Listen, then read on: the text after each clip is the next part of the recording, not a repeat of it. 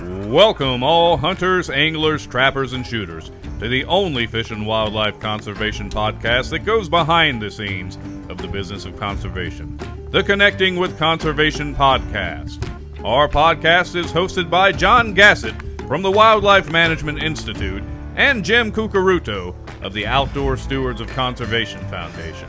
Jon and Jim will talk with experts from all sectors of the conservation arena about their passion for conserving the great outdoors. So please welcome our hosts of the Connecting with Conservation podcast, Jon and Jim. Hello again, and welcome to another episode of Connecting with Conservation, the only podcast that goes behind the scenes to look at the business of conservation in our country. I'm Jon Gassett with the Wildlife Management Institute and your co-host with Connecting with Conservation today. I'm here with my fellow co-host, Jim Cucaruto, who is somewhere in the world. Guess he's maybe back in South Carolina or Florida, or he migrated south to get out of the cold, and I saw him with about a 4.5, 5 foot iguana that fell out of a tree. So I'm not sure where he's at today, but he's been iguana hunting lately. Yeah, I've been running around, hard to catch, which is nice for if you're running from some things. But yeah, right now back in South Carolina, it's warming up here, and that's a good time of year to get back outside. And our guest knows a lot about being outside for sure. So excited. Old friend of mine, 15 years. I don't know, been a while, but. We'll say a friend of mine. I don't mean old, but anyway, Scott Linden he's a creator of Wingshooting USA and the Upland Nation podcast. So welcome, Scott. Why don't you give us a little background on you personally, and then we'll get into the business conservation. Glad to talk about both of those, especially me. No, I appreciate it's fun to talk with you again at this point in time, especially. Conservation is a big issue. It's always been a big issue for me and you guys as well.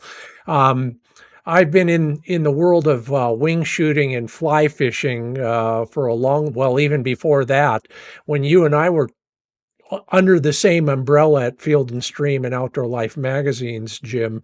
I was doing radio shows for those two organizations. You were doing all sorts of things that were very enlightening to me, especially. But I've become a real believer in some particular aspects of conservation, recruitment. Heck, I was doing R3 before they came up with a name for it back in the 80s, and still doing it in many different ways, and I'm looking forward to talking a little bit about that and inspiring others to do the same. And then the whole business side of things, I was a business newspaper editor for quite a while, and so I like talking that aspect of things as well. So let's jump in and cover some ground. Yeah, sounds like you've got all the mediums covered, from the old pen and paper, maybe even a typewriter back in the day, to computers, and now, TV shows and podcasts. So pick your poison. Which one do you want to start with? Well, my passion, and I've narrowed the field a lot since you and I first met, is bird dogs and bird hunting, for a lot of reasons, but the number one reason is the dogs. Dogs are the reason most of us go hunting.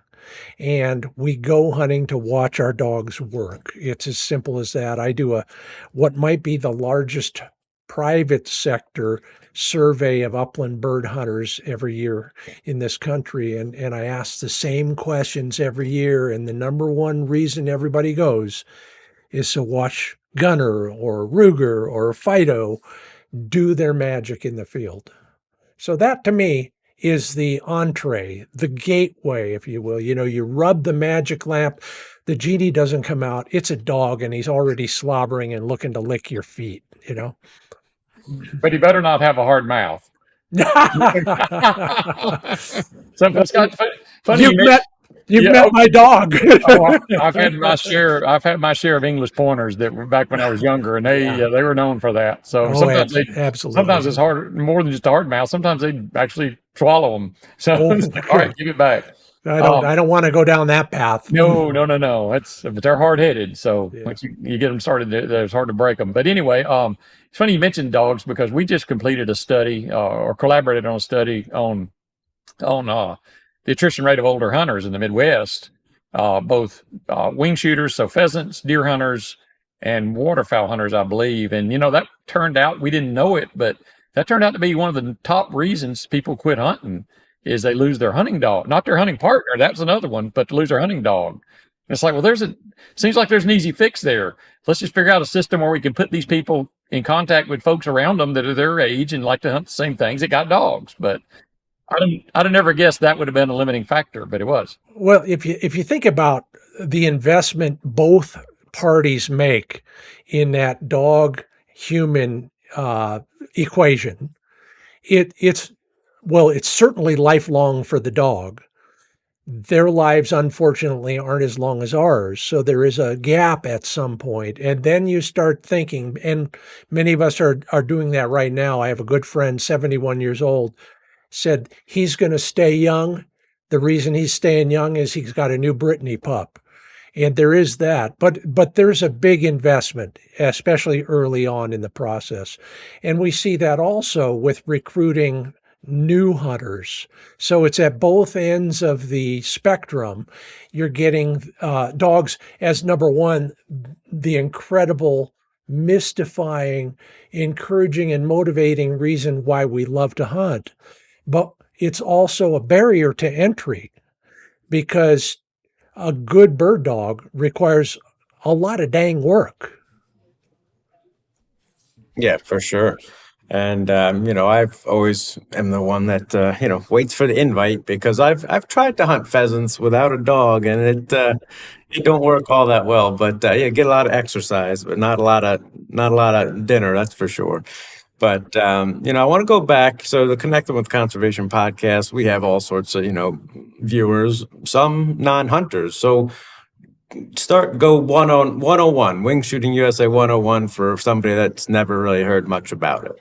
Well, the show, started because of some of your counterparts back in the day at the National Shooting Sports Foundation. I was under contract to the Outdoor Channel and over the years, I pioneered high definition in the outdoor industry, made the first 2 series there. They liked what I did and they kept hiring me to develop more series for them. And it was Boy Scouts and sporting clays, fly fishing, bird hunting. And out of all of that, I realized what I really like to do is play with dogs. So I've narrowed it down. And I was at that point, I waved goodbye to the Outdoor Channel and I was going down the escalator at the SHOT Show in Las Vegas. And coming up the escalator was our mutual friend, Dave Miles. He said, I heard you left the Outdoor Channel. What are you going to do? I said, I'm going to start another show. And it's all going to be about bird hunting. And he says, will you call it Wingshooting USA? And I said, why? We'll sponsor it. That was that.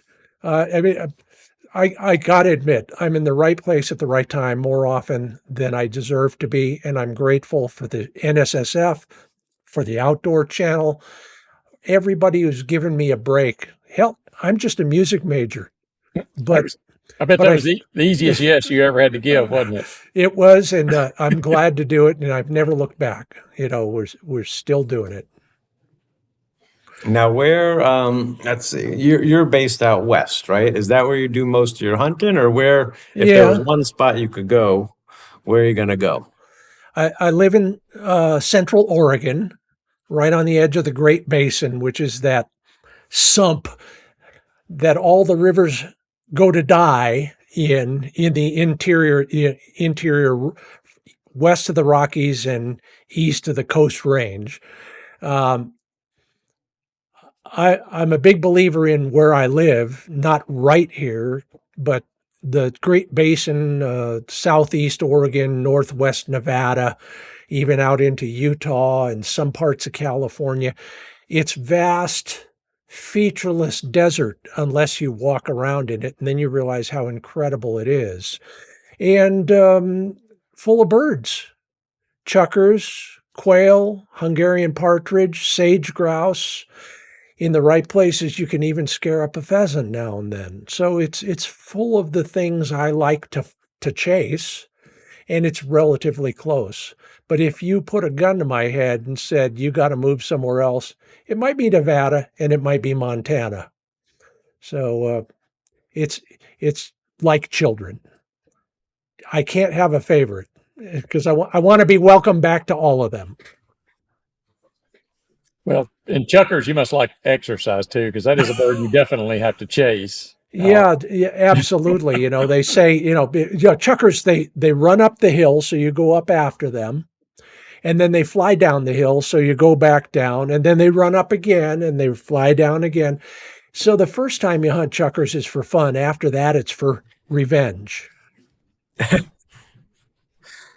Well, I know we talk a lot about the funding of conservation through hunting licenses and excise taxes on guns and ammo and all the donations that hunters, anglers, trappers, shooters make to conservation groups, Ducks Unlimited or your Pheasants Forever and stuff. But you brought up a good point. I mean, dogs aren't cheap, and it might not go to conservation, but it's another economic driver for the U.S. coming from basically hunting dogs. I mean, the day in the life of a dog owner, you got a lot of bills to pay with the dog. So talk a little bit about the cost of dog ownership or hunting dog ownership, I guess.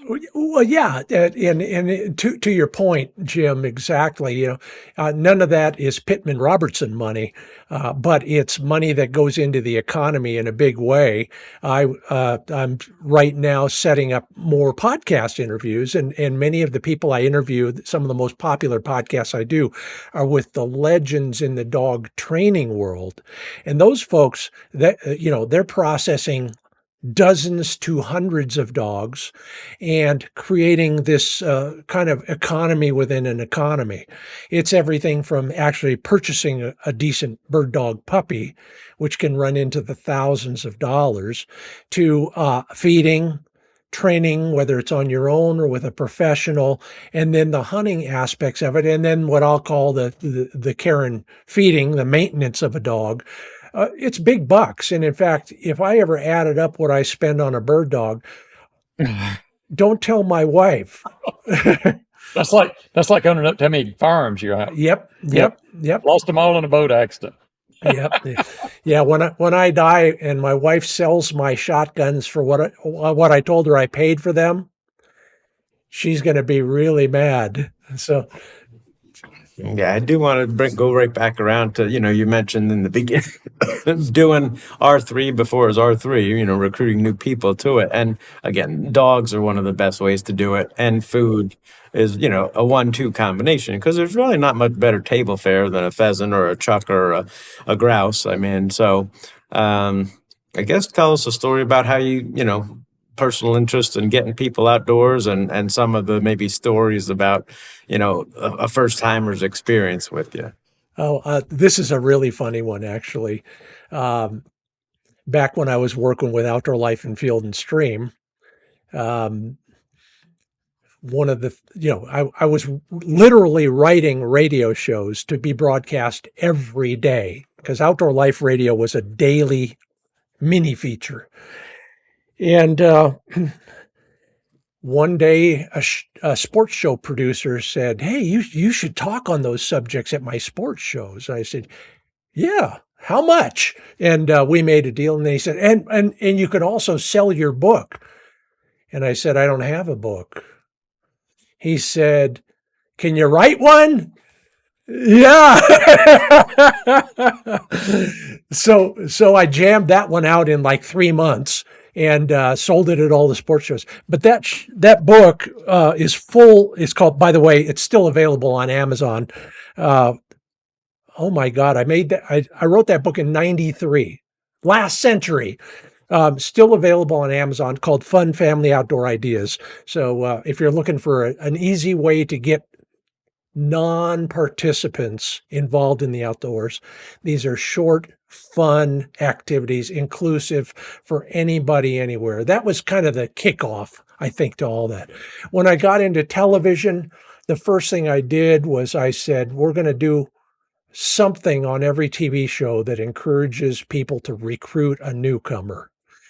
Nobody was doing it back then. I mean, this was pre-high definition. So I started doing everything from sweepstakes where you could take a kid hunting, come out with us, be on the TV show. We'll show the kid this, we'll help you become a better recruiter, et cetera, et cetera. I've done any number of things since then that are still happening on Wingshooting USA and in other efforts as well. So, I'm lucky I have a soapbox. I can stand on it and I can deliver a message that is very encouraging and very inclusive and very motivational. So that's kind of one of the things I do. Yeah, I want to take us down a rabbit hole here for a minute because you mentioned something there that I think bears some additional detail on. Your book there is for fun things for families to do in the outdoors, basically, but it's not necessarily hunting and fishing oriented. So, and that's we spent a lot of time here talking about the fact that less than 5% of the population pays for most of the conservation in this country. Now, there's groups out there that argue that that's not the case. They say most PR dollars are for non-hunters. They're recreational sport shooters. They're target practice and whatever, but they're not hunters. And while that is true, that was not the original intent of that tax. Of course, it was a war tax, and we got it repurposed to conservation. But the fact is that $4 billion a year come into conservation to do on-the-ground conservation from people buying licenses and permits and spending money on excise taxes. That doesn't count, as you pointed out earlier, the economic impact to local businesses and hotels and all that. So we're a huge economic driver. We do get attacked fairly frequently. They don't, people think our boards ought to be more, diverse and open-minded and all that, and not worry so much about deer and turkey hunters and waterfowl hunters. But the fact is until we find another model, and I don't think we ever will, this is the way we pay for it. But the fact, the rabbit hole I was going down is those outdoor things you do that are not hunting and fishing are still there because the people who are hunting and fishing that bought the public lands, that manage the public lands and all that. And that's a tough message to sell. But we constantly say on here, if you like clean water, clean air, healthy forest, healthy outdoors, and a place to raise your kids, it's safe and fun. Thank a hunter, thank an angler, thank a target shooter, because they're paying the bills on this. No, I'm big on that. I believe in it. I will get a little bit more strident and undiplomatic about that argument quite often, and call some of those folks freeloaders. Who they're out there, they're taking pictures of the wildlife, they're enjoying a clean water stream because of us, and they haven't paid the price of admission. And that is a pet peeve, and we don't need to go deeper down that branch of the tunnel. But the fact of the matter is, everybody's going to start at a different point. I fell in love with bird dogs, but before that, I was a fly fisherman. Before that, I was a Boy Scout. And one of the goals of what I try to do is get people involved at whatever level / point they can. We got to fill up, pardon me, I'm trying to argue a microphone, but there. That's the top of the funnel. It's big and wide. Fill it up with as many different kinds of people as we can. Out of the narrow end at the bottom, we'll dribble a couple fly fishers, a trapper, a wing shooter, a big game hunter, but we got to start somewhere further up in the funnel. And so whether it's taking kids for a hike or helping with a Boy Scout troop or anything else, somehow we got to create a massive universe of potential hunters and anglers who end up, as you said, John, footing the bill for everybody else. Yeah, there's so many good ways to get outside, not consumptive, whether it's one of the things I thought was pretty cool when my kids were growing up was, shed hunting, looking for antlers and stuff like that. And either three of us were blind or the deer hit them in really good spots, because I think we found like one antler in like 5 years of looking. But either way, we're outside, and you can show them old rubs, scrapes, and scat and all that sort of stuff. But all right, so we covered the outdoor life, newspaper, print, and then the television show for years. When did you get into podcasting, and when did Upland Nation come about? As you know, I did an hour-long show for Field and Stream on the radio, syndicated on 1,000 stations. Basically the same thing for a 1-minute long show every day for Outdoor Life. And I love doing that. And it ended up, I had other fish to fry. I ended up with 4 different contracts on TV. And so that kept me out of trouble for a while. But the whole podcasting thing, I became aware of it because, hey, I used to do that. It was, and I got invited. I wrote another book. and that one came out, and everybody who had a podcast asked me to be on their show, and I started getting interviewed, and it was kind of weird because I don't do a lot of interviews where I'm the taker, not the giver. I love them, by the way, and I'm glad to help you guys because we know this will upgrade your podcast dramatically. But anyway, I thought, I've been on all these other guys' podcasts, and I think there's a niche to be filled, and I want to fill it. And so I started experimenting a little bit, and it's worked out pretty well. And it's Upland Nation, and it's the same type of thing. You can get it anywhere podcasts are too. And the topic is pretty much all types of, bird hunting or upland hunting, I assume. All uplands. We'll talk the occasional duck by accident, but if you're an upland hunter, and I don't care what dog breed you have, it doesn't matter. You're welcome there. And there's a lot of non-upland hunters who enjoy the shows. I just got an email from a duck hunter yesterday, in fact. So it's about all things dogs and dog-related upland hunting is a way to look at it. And one of the things that I've done that it doesn't appear a lot of others have done with this podcast technology is take it to other places. I'm on some of the other platforms that are typically known for their music service, for example. And starting in third quarter, we'll be on a big television network as well. So it's all about reaching as many people with the message as we can. Well, I was just looking at your title on your other book, and I guess if you re-released it, I guess, but the original title, which I think is when you just held up, is what the dogs have taught you, what your dogs have taught. Well, thanks for the cue. There's the new version. There you go. There's the new version. But the old title is intriguing because I'd imagine you probably get people that by that don't hunt, but they learn a ton. I mean, it takes a lot. There's a difference between a pet and just a house dog or a yard dog and a well-trained bird dog. It's a different sort of creature. Yeah, and you can take it. I'm deep into training my own dogs, and I help a lot of other people train their own dogs. I'm no expert at this, so I provide the moral support and a few hacks and hints that they don't get somewhere else. That was the goal behind that book. It's not a method for training a dog; it's a method for helping you train your dog better by sharing all the stuff that I did wrong and looked at and said, maybe next time I'll do it this way instead.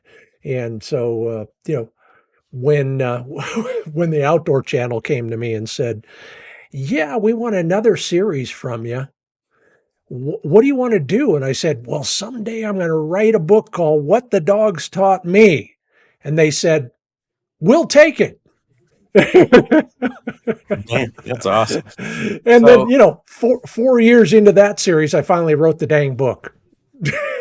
Well, a good way to, get on the wrong side of somebody is pick just one breed of dog, that'll piss off a whole bunch of hunters, that's for sure. But, if you're a first time hunter, maybe you're a turkey hunter or a deer hunter and you want to get into upland hunting, you want to buy your first dog, what are a couple of breeds that you might suggest or something?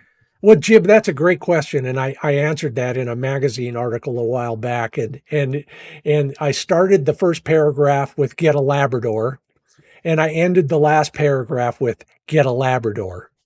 If you're not sure of how deep you want to go into our world, and your dog has a significant risk of simply becoming a house dog, you can't go wrong. And a Labrador Retriever will do almost everything anybody ever wants to do in the field as a gun dog. Plus, the training is simple. You want him to go out when you tell him to. You want him to come back when you tell him to. You want him to hold still when you tell him to. That's it. So that's the simple answer. Well, at the risk of ticking off the pointer owners, I'd say the last thing you want is any sort of pointer, because they are. I mean, I loved them. I grew up with pointers. My granddad raised them. My dad raised them. They are hard headed, strong willed, and while they might make okay pets, if they're not hunting, they're not happy. John, you're absolutely right. But of course, do as I say, not as I do. I lost the argument. We got a dog. We brought it home. And as you're reading about the breed, I'm thinking, this is a hunting dog. I didn't know. All I own are fly rods. I watched that dog work a field when he was very young. And at one point, he's going back and forth in the field like a windshield wiper. And then he freezes. One foot comes up, the tail comes up. There goes a pheasant. I thought, wow, that's pretty cool. I guess I'll go buy a shotgun. And that's what pointers are all about. So quick story on my upbringing. I grew up in Georgia. My granddad sold Ford pickup trucks to the farmers in South Georgia before the farm line. He was born in I think 1919. So, been a while. Back then, he could hunt almost anybody's farm in Georgia for quail, which is the king of game birds, of course. And now you can't buy your way onto any of those properties, but he drove what they used to call him a demonstrator. I think they call them program cars now. It's basically what the salesman drove. It was a new car. They'd drive it to show it off, and then they sell it at a distance. You never opened the trunk on his car because that was his dog box. He'd have two big pointers in there, two shotguns in the back seat. And if he saw a field that looked like it might have birds in it, no matter what he's doing, he could be in a suit coming from a wedding or a funeral. He can stop, turn those dogs loose, and see if there's a bird there. And if there were, you get the guns and go shoot him. So but those are, I always thought his were very singular minded dogs. That's all they cared about was finding that next bird, finding that next duck. That's the pointer world. Yep. Absolutely. And if you go, pardon me, deeper into the pointing breeds, you get the same thing to a lesser degree. Wow. Well, I appreciate, knowing all the stuff. I followed you for a while, learned a couple of things here or there, and man, you've done it all, and I'm sure you got more to come. So where can folks find information about whether it's your books or your podcast or TV show or whatever else you got going on? Well, the TV show and the podcast and a lot of other information is at findbirdhuntingspots.com. Can you believe nobody started a website to help people find more hunting ground? Yeah, so that's what I'm doing there, particularly public access kind of ground. And then the books, just, as the publisher told me the first time around, anywhere books are sold. Very good. And John will put up those titles, I'm sure, as I'll put those up. We're not going to let you go that quick because I do have one other question about dogs, because I do love dogs. My wife and I, our dogs are our kids, and Jim will tell you that. We think more of our dogs than we do most people. I don't like people. I just like dogs. My question, though, is in all your experience, there are a lot of dogs out there that people would not see as a hunting dog that actually are decent hunting dogs. We just picked up a few years ago a little American Staffordshire Terrier, strongest prey drive of any dog I've ever seen. Now, she likes stuff in the ground, on the ground, underground, but she climbs trees after bird nests, squirrels.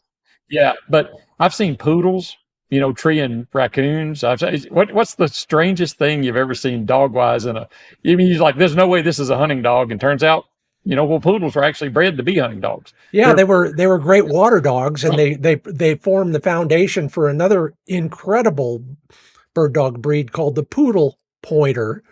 I've hunted with German shepherds, Airedale terriers, and then a whole bunch of kind of marginal breeds, whether they're American Cocker Spaniels, but I'm lucky enough to hang around with people who love bird dogs. So, I've hunted with some odd bird dog breeds as well. I mean, they're traditional in many senses, but we never see them. The Stickelhaar is one. The Spinoni is another one. Dogs of almost any sort have that drive like your Staffy does, John. And so if you want a dog to go walk around in the field and push birds in the air, probably any dog that will come back when you call him is worth a look. Yeah. Yeah. So the coolest name, and then we'll let you go. The coolest name I ever, we had a mutual friend, Jim and I do. He and his wife both have Nova Scotia duck tolling retrievers.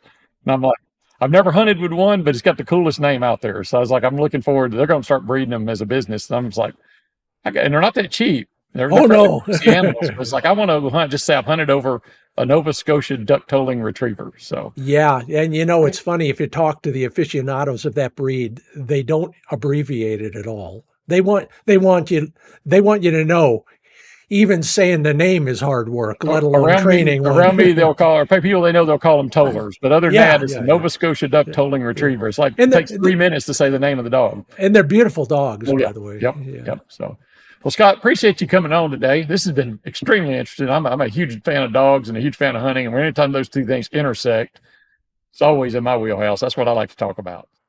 Me too. Anytime you want to do it again. Absolutely. And thanks for rolling in the R3 component of that. Having putting kids with dogs in the field is never a bad thing. Gets them away from the computers and the iPods and iPads and all the other electronic stuff. So, it is one of the most important things we do is teaching the next generation to appreciate the outdoors. They may not hunt, they may not fish. Hopefully some will, but at least they know where it comes from. They need to know that, just like they need to know when they buy a pound of ground beef in the grocery store where it comes from. And we suffer from that in our society these days. So thanks for coming on. Enjoyed visiting with you. To our guests, listeners, if you like this podcast, please subscribe to it. Give us a thumbs up. Pass it on to your friends and neighbors too. Let them experience some of the wonders of our great outdoors. Other than that, I hope you're doing well. And we'll see you in the woods or on the water. Thanks for listening. Thanks for listening to this episode of the Connecting with Conservation podcast. Please do us a favor and tell your buddies, friends, family, and others about what you've learned here today. If you like what you heard, come on back anytime and listen to another episode of the Connecting with Conservation podcast.